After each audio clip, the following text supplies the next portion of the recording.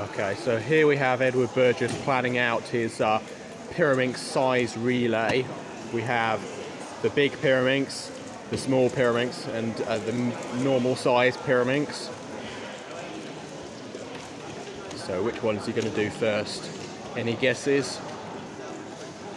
Okay, he's going with a small pyraminx first.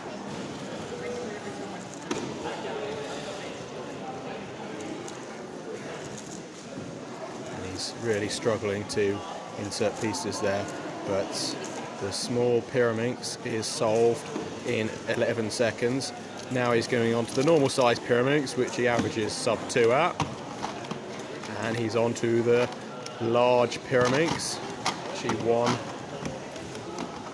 and there we go, 24.47, which is a new unofficial world record probably.